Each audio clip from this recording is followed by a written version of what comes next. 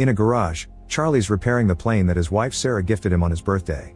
Sarah interrupts him to tell him she's leaving soon for a business conference in London. She invites him to come with her again, but Charlie turns her down because he has lots of work. Sometime later, Charlie arrives at the CIA headquarters.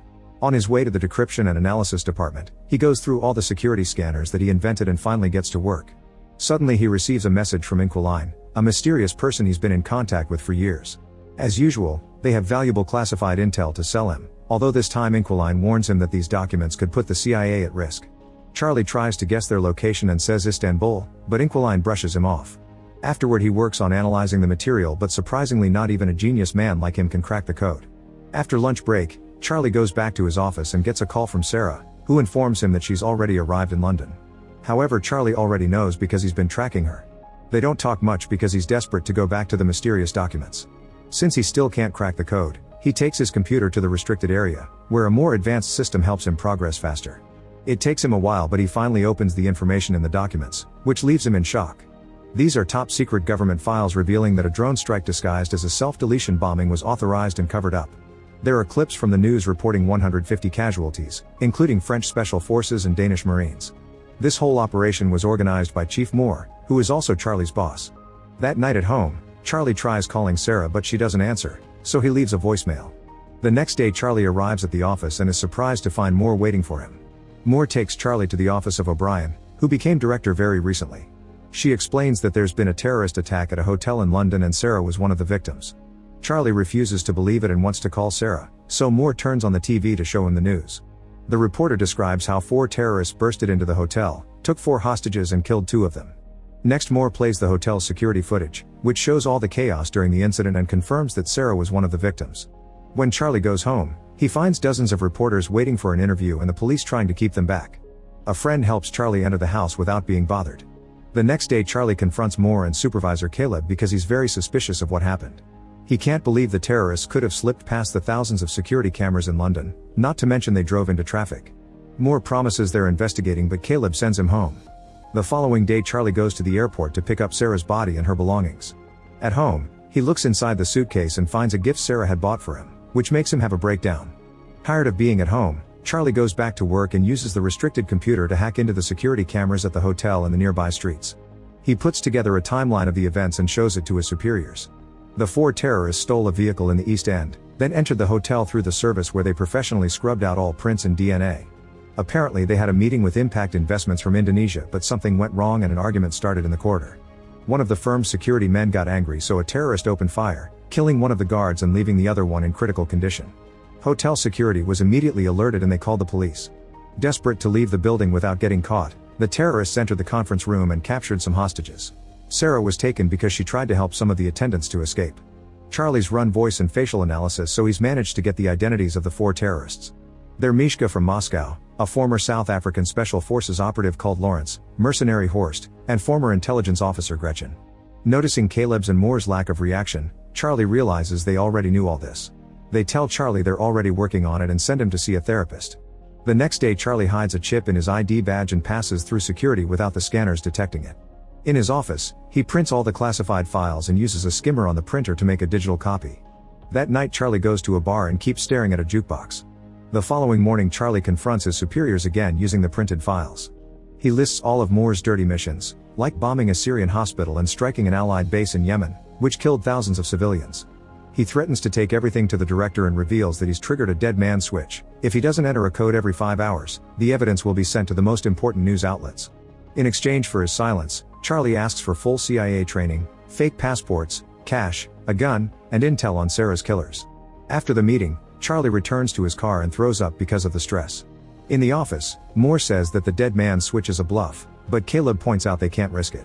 They'll search for the trigger if it's indeed a bluff, then they can arrange a deadly accident during training. Sometime later Caleb and his team try to understand how Charlie copied the confidential files. They discuss the possibility of a skimmer, which wouldn't work on their secured computers but could be used on a printer. Charlie could have sent the files to the printer and used a magnetic strip to copy the data. Searching security footage they confirm that Charlie bought a magnetic strip at a store, but they still can't tell how he took it in and out of the building. The team also searches Charlie's house and eventually discovers he went to a certain bar twice. They go to the bar to search it and find an ABBA CD under the jukebox. Caleb chooses that CD in the jukebox catalog and only noise can be heard, so they take out the CD that Charlie left behind. Meanwhile, Charlie arrives at a CIA training facility, where he's welcomed by Colonel Henderson. They start at the shooting range, but unfortunately Charlie isn't a good shooter. He needs to get really close to the target to shoot the right spot. However, when it comes to making bombs, Charlie works outstandingly fast, impressing Henderson. Next, Charlie needs to learn his new identity, so Henderson harasses him and throws him around so Charlie can still recite his new information even under pressure. Lastly, they get the new passports done. That night, Henderson goes to Charlie's room and tells him he isn't a killer, but Charlie insists he wants justice. Then Henderson pulls out a gun and gives it to Charlie, asking him to aim at his chest. Charlie's hands won't stop shaking and he ends up lowering the gun. At the office, the agents spend several hours decrypting the information in the CD until they discover that Charlie had been bluffing about the dead man's switch. They immediately inform their superiors, unaware that Charlie is spying on them. It turns out that the chip he hid on his badge was actually a bug that he planted on the files he gave to his bosses. Moore immediately calls Henderson and tells him to arrest Charlie, however he's already escaped. After hanging up, Moore finally sees the bug on the files and talks to Charlie directly to tell him this is treason. Charlie gets rid of his earpiece before boarding a plane. Once Charlie reaches London, he goes through customs and starts making his way to Paris. His fake passport appears in the CIA's computer, so Moore sends Henderson after him. In Paris, Charlie rents a hotel room near the restaurant where Gretchen is frequently seen. Eventually she shows up and is close enough for him to start tracking her phone. Charlie then spends the day outside Gretchen's building and waits until she's gone. When a tenant comes out, he uses the chance to get inside. Then he follows an online video to pick the lock of Gretchen's place. Charlie begins searching the apartment and takes pictures of Gretchen's schedule. He also finds a gun in a drawer, so he decides to keep it. At that moment his tracker warns him that Gretchen is coming back, so he rushes to the stairs to wait for her. However, when she finally comes home, he can't pull the trigger. Feeling disappointed, he rushes back to the hotel and pretends Sarah is waiting for him. After calming down, he takes a close look at the pictures and learns that Gretchen has been going to the hospital often. Hacking into her health history reveals she has allergies. The next morning, Charlie buys tons of flowers. Then he waits at the cafe until he sees Gretchen and follows her to the hospital. Gretchen is going through some tests, but the doctor notices that the computer screen is malfunctioning, so he leaves the room to request help. Charlie comes in dressed as a doctor and locks Gretchen inside the machine. She starts to panic, but Charlie ignores her while filling the chamber with pollen. The doctor and a nurse hear the noise, but the door is locked too. Gretchen starts to get weak because of her allergies, and Charlie says he'll help if she tells him where to find Horst, since he's the one who shot Sarah. The allergies don't let Gretchen talk, so Charlie opens the chamber, only for Gretchen to push him against the desk. They start fighting all over the room, throwing each other against every piece of furniture. Charlie takes out his gun, but Gretchen brings him down and opens the door to finally run away. A desperate Charlie follows her to the street, but before he can shoot, Gretchen is struck by a car.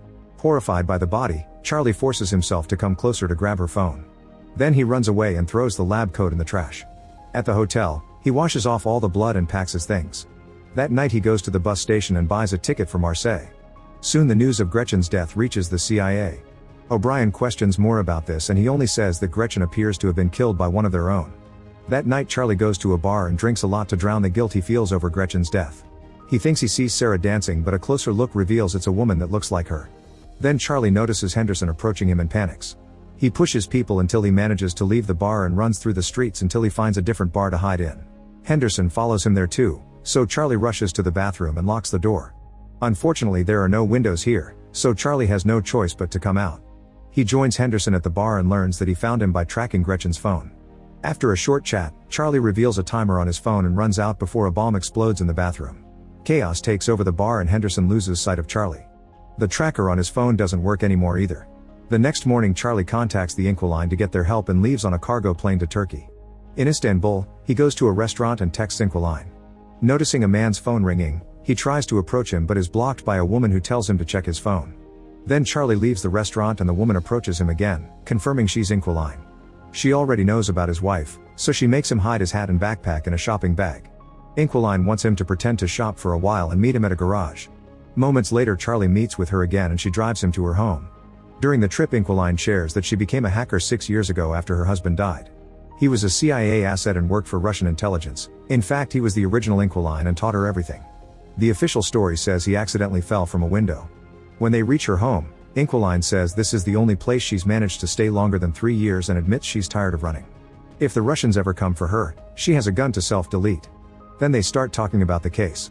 Horst is the leader in charge of hiring mercenaries for more. Lawrence is an arms dealer, so Inquiline volunteers to pose as an arms seller to contact him. Lastly, there's Mishka, who travels frequently and posts everything online. They inspect the pictures closely and find a woman with him. Facial recognition takes them to her Instagram account and they confirm she's in Spain. The next day Caleb tells his team to keep eyes on the terrorist to find Charlie. O'Brien meets with Moore and tells him she wants him to stop running Black Ops without her authorization. Moore says her predecessor gave him the same speech, so he'll tell her the same thing he said then. She has his full support. After the meeting, O'Brien gets in her car and her assistant shows her a picture of Henderson in Spain. It's confirmed that Moore sent him, so O'Brien sends one of her own agents after him. Meanwhile, Charlie and Inquiline find Mishka by hacking into a hotel's security cameras. Charlie then travels to Madrid and stays at the same hotel. He learns that Mishka likes swimming in the pool that connects two buildings by their roofs. At the same time, Henderson tracks Charlie down in the area. The next day, Charlie starts building a device that will help him get Mishka and hides it inside the hotel. Afterward, he follows Mishka to the bar, unaware of Henderson in the lobby. Charlie sees a suspicious man at the bar and realizes he's seen him before, which means he's being followed. He tells Inquiline through his earpiece, so she searches his face and confirms he's a CIA agent. She also sees Henderson on the camera and tells Charlie to abort, but he wants to stick to the plan. When Mishka goes to the pool, Charlie confronts him to ask where to find Horst. If he doesn't talk, the pool will be destroyed. Mishka doesn't believe him and starts swimming away, so Charlie presses a button and the glass starts to crack. A desperate Mishka starts swimming faster, but it's too late, the glass breaks and he falls to his death while the water floods the street. Then Inquiline warns Charlie that Henderson and the other agent are coming closer and gives him directions to escape. A chase ensues and Henderson almost catches him, but at that moment the other agent also attacks. The man tackles Henderson and they start fighting in the laundry room. Charlie watches how they keep throwing each other all over the room and Henderson puts the man's head inside a washing machine. The agent pulls out a gun and shoots Henderson, only for him to steal the gun and shoot him back. Then Charlie comes inside and wonders if he should help them, but Inquiline reminds him to run away. The next day, O'Brien brings Moore to her office and asks about Charlie. Moore says he's on bereavement leave and she lets him go before revealing she's got footage from the hotel.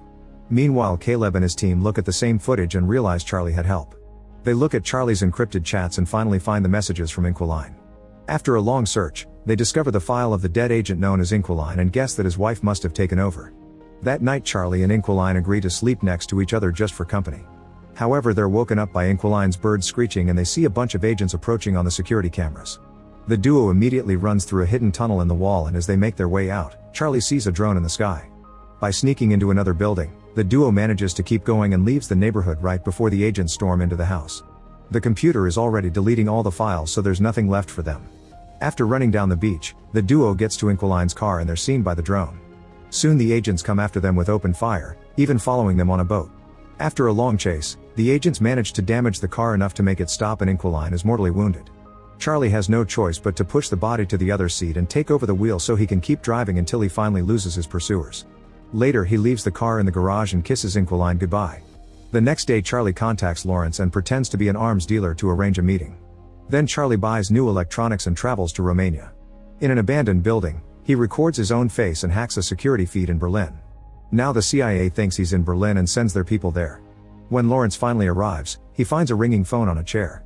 Charlie tells him to look inside a box and Lawrence finds a bunch of bombs. If he moves, they'll detonate. As Lawrence notices a picture of Sarah in the box, Charlie appears behind him asking Horst's location and promising to deactivate the bombs if he cooperates. Lawrence explains that Horst operates in Russian waters and typically receives deliveries at a Baltic seaport. Charlie then asks how to contact Horst, so Lawrence says he only gets messages through secret codes from his men. All the numbers and names are on his phone, which he tosses on the ground. After grabbing the phone, Charlie leaves and hears the bombs killing Lawrence in the other room. Soon the CIA gets the news of Lawrence's death in Romania and they realize they've been looking at fake footage. Later in a Russian hotel, Charlie imagines Sarah with him and opens the gift. It's a puzzle that he solves quickly and has a sweet message from his wife inside. In the morning, he goes to the port and sees a suspicious vehicle. He sends the code to Horst's men and sees a guy by the suspicious car check his phone. He follows the man and takes pictures of his boat before leaving. After buying some tools, Charlie goes back to the hotel and tracks down the yacht that the boat belongs to by searching its registration number. He also studies the sea routes Horst might be using. In the morning, Charlie approaches the boat and someone knocks him out from behind, causing him to drop Sarah's puzzle. Charlie is taken to the yacht where he finally meets Horst, who found the bomb Charlie hid earlier. Horst has noticed that Charlie killed the others indirectly and thinks he's not capable of doing it face to face. He hands Charlie a gun and asks him to do it, but Charlie can't and puts the gun down. Suddenly the yacht starts turning into the opposite direction and the crew panics. Charlie reveals he's taken control of the yacht, which is CIA administered. Since he worked on the protocols that protect this yacht, It was easy for him to hack into it and send it to Finland. Soon the yacht is surrounded by the Finnish Navy and Interpol, who immediately arrest Horst and his men. Sometime later O'Brien gives a press conference to announce they've arrested all the dirty agents that have been using the CIA's resources for illegal activities. Charlie is approached by Henderson, who tells him he's proud of what he's done. After visiting Sarah's grave, Charlie goes home and finally takes the plane for a ride. Make sure to subscribe and turn on notifications so you can watch more videos like this. Thanks for watching.